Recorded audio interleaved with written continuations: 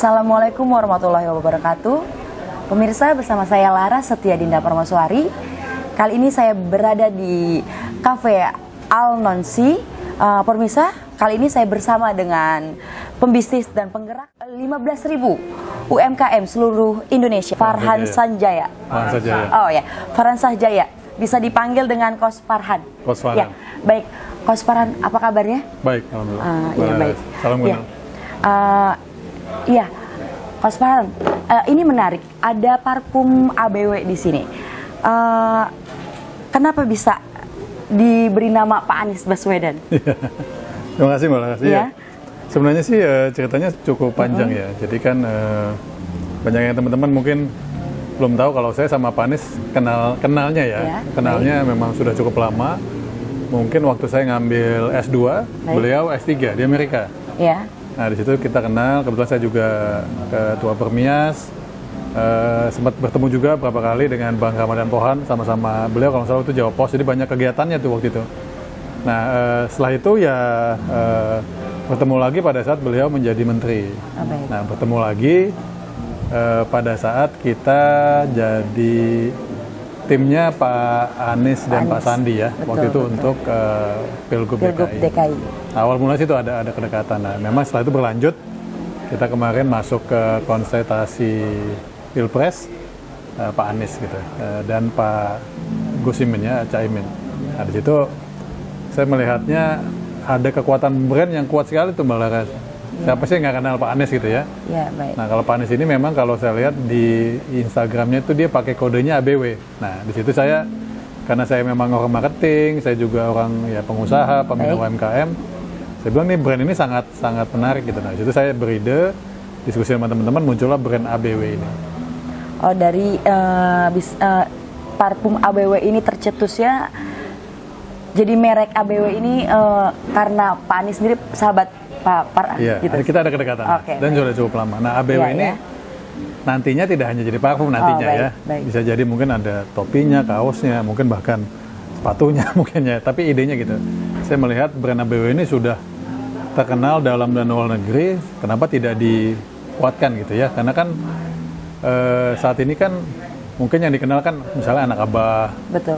Atau ada beberapa brand-brand misalnya kayak Ubah Bareng, ada mana kalau saya tuh ngeliatnya kesannya itu masih sebuah kegiatan ataupun aktivitas. Belum ada brand yang misalnya kalau di luar negeri kan yang namanya brand kan misalnya hampir semua olahragawan, misalnya yang gampang saya golf ya, Tiger Woods, ini kan jadi mereknya Woods gitu ya gitu. Nah saya bilang ini kelihatannya kenapa seseorang tokoh yang kita semua kenal dan kita cintai tidak membuat sebuah brand gitu. Nah ini idenya awal seperti itu. Jadi tercetusnya parfum ABW sendiri ya Pak ya? Dimulai dengan ABW parfum. Baik. Pak Farhan, boleh cerita ini campurannya kandungannya apa aja? Iya, ini sebenarnya masih umum ya. Jadi kita kerjasama dengan pengusaha parfum lokal. Ada beberapa campuran yang udah pasti ada sisi kayunya, ada kayu manisnya, ada beberapa kita campur ya. Kita memang bikin dua. Jadi ada untuk wanita, ada untuk pria. Nah kalau saya memang senangnya tuh yang bau-bau kayu kalau saya. Jadi memang ada referensi sayanya gitu ya. Kalau kayu kan lebih natural gitu ya, lebih enak lah gitu kalau dicium. Nggak terlalu wangi kan, beberapa wangi kan parfum wangi banget gitu kayak. Betul. Ya baik. Kos Farhan sendiri, apa harapan untuk parfum ABW di masa depan, termasuk secara bisnis? Ya jadi Mbak Lara, bisnis modelnya. Dulu itu kan banyak kita bilang relawan ataupun pencinta Pak Anies yang istilahnya mengeluarkan dana kantong sendiri. Yang terjadi kan kalau kita ngeluarin dana kan duitnya habis. Nah jadi idenya saya, sini dananya kalian beli minyak wanginya ya, istilahnya harga reseller lah ya, silakan dijual.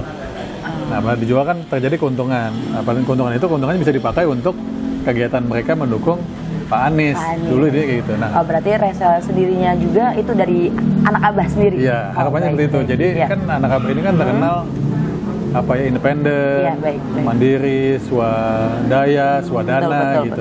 Cuman tantangannya kan kalau keluar dari kocek sendiri kan lama-lama kan pasti berat juga. Nah, jadi saya secara tidak langsung yuk teman-teman yang kita bilang Anak Abah ataupun mungkin simpatisan Pak Anies, yuk kita berbisnis menggunakan brandnya Pak Anies yang kita namakan ABW gitu. Lalu ini kafe di sini Pak, katanya sempat dijadikan posko juga Iya, saat itu. iya. Kafe ini sebenarnya sudah cukup lama. Ya. Sebenarnya di belakang ini kantor saya. Waktu Ya. kafenya belum ada pun sudah menjadi base campnya dulu Pak Anies dan Pak Sandi. Dulu mungkin mereknya pernah dengar OKOC ya. Baik, Jadi ini bisa dibilang base camp pertamanya OKOC waktu itu. Nah setelah itu menang, OKOC kan diambil pemerintah daerah provinsi dijadikan Jackpreneur. Nah terakhir kita pakai lagi base camp ini pada saat program Pilpres ya, Pak Anies sama Caimin. Nah, kita namakan waktu itu programnya Aminpreneur, Anies Caimin Entrepreneur gitu. Nah, ini jadi base campnya kita waktu itu. Ya Pak, tadi kan sudah saya tanyakan, untuk harapan ada lagi ya untuk ABW-nya sendiri deh? Iya, jadi Besar selain dari parfum. betul. Jadi kan kita ini kan merangkul banyak simpatisan. Baik. Pada saat ini kan tetap kalau ada ilmunya kan ada mindset, maksudnya ada ingatan ya tentang merek gitu. Jadi maksud saya tidak hanya melihat website, baca baru ingat Pak Anies gitu. Jadi bayangkan kalau ada parfum ada di rumahnya Mbak Laras, setiap kali semprot kan ada gitu. Jadi betul.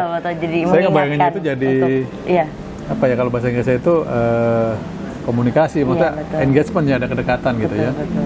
Jadi jadi mungkin ada kebanggaannya juga di satu sisi kalau dia nantinya jadi pengusaha parfum merek ABW pun dia bisa dengan bangganya bilang, oh Pak Anies tidak hanya aktivis tapi juga ekonom gitu ya. Kenapa? Karena membawa para ya kita bilang simpatisannya gitu ya menjadi pengusaha. Walaupun mungkin skalanya saat ini ya baru ada parfum. Kedepannya mudah-mudahan nanti produk-produk lainnya yang saya bayangin sih ya bahkan kalau perlu Mbak Laras bikin kafe ABW misalnya kan kenapa tidak?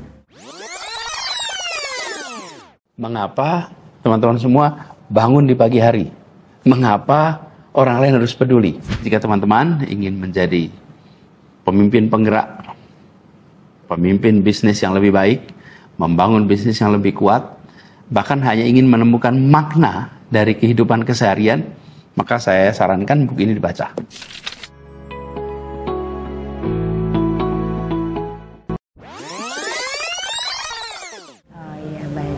Pak, tapi untuk parfumnya sendiri, apa ada identik dari wangi khas Pak Anies? Yang ini terus terang karena waktu itu sedikit spontan pada saat Pilpres ya. Saya hanya bertanya, Pak Anies boleh nggak pakai brand ABW-nya? Beliau bilang oke. Kalau minyak wangi, kalau wangi-wangi waktu itu memang ada waktu yang kita masih kejar gitu. Tentu saja ini tidak hanya 2 ya. Nanti kedepannya akan jadi beberapa aroma wangi. Nah mungkin nanti ada. Jadi memang idenya kalau yang cowok mungkin lebih ke Pak Anies, kalau yang cewek mungkin lebih ke Bu Ferry-nya gitu. Ada rencananya seperti itu gitu. Nah saat ini memang kita bisa bilang apa sampel, apa demo, apa pilot gitu ya, percobaan gitu. Baik, Coach Farhan, bicara tentang UMKM itu bagaimana Pak? Perbedaan yang sekarang dengan yang lama, apakah ada kenaikan pajak apa gimana? Betul. Jadi UMKM kan ya terus terang 10 tahun terakhir banyak dibantu oleh Pak Jokowi ya. Baik. Belum maksimal lah gitu ya. Semua saya pikir sudah mulai berproses. Nah, memang sekarang kita punya presiden baru, punya menteri baru, yang kita juga belum tahu seperti apa nanti ke depannya.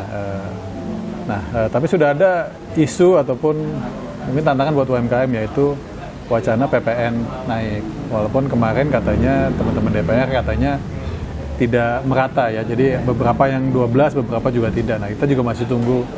Nah, yang kita mungkin concern ya, ataupun yang kita mungkin kepikiran pada saat PPN naik otomatis kan harga bahan-bahan pokoknya, misalnya parfum otomatis kan ada kenaikan, boxnya, kertasnya. Nah ini jadi tantangan buat kita. Terus sekarang kita bikin ini kan waktu PPN masih normal gitu. Nah ini saya belum menghitung ulang karena sambil menunggu. Nah bila memang terjadi kenaikan PPN ya mau nggak mau kan kita masih susun ulang biaya produksinya, untungnya sampai nanti nilai jualnya berapa gitu. Jadi memang berimbas sih, itu aja hanya untuk parfum. Apalagi buat UMKM lainnya. Nah ini jadi tantangan pejabat ataupun pemangku kepentingan ini, apakah ada kompensasinya, apakah ada bantuan lainnya. Karena kalau hanya menaikkan saja tentu saja sedikit mencekik ya khususnya UMKM gitu. Baik. Coach Farhan, untuk kenaikan PPN, apakah pengusaha UMKM menerima? Secara umum saya bisa pastikan ya tidak. Karena kan muncul ya tadi, pertama ada biaya hidup yang pasti meningkat, ada biaya produksi yang pasti meningkat. Nah, saya sempat usulkan di beberapa media nasional, oke lah ada peningkatan, tapi bisa nggak pemerintah membantu misalnya membeli produk UMKM? Kan ada yang namanya pemerintahan, ada yang namanya BUMN, BUMD. Bisa nggak sambil berjalan mengeluarkan peraturan? Ayo Pak Camat, Pak Lurah, beli dong produk UMKM.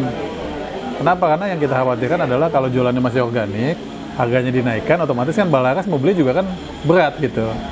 Nah, cuma kalau pemerintahan kan memang anggarannya kan anggaran pemerintah, yang mana kan ya tidak ada keberatan karena kan biaya-biayanya juga biaya mereka. Nah, ini sih harapannya saya dan juga mungkin mewakili UMKM, bila terjadi kenaikan bisa nggak disikapinya dengan ya pemerintah bantu beli dong produk UMKM gitu ya. Karena kita khawatir PPN-nya naik, harganya naik, nggak ada yang beli kan, nah, kenanya ke UMKM juga. Baik, pemirsa KBA News, bersama saya Laras Setia Persari, segenap kru KBA undur diri dari hadapan Anda. Wassalamualaikum warahmatullahi wabarakatuh. Terima kasih.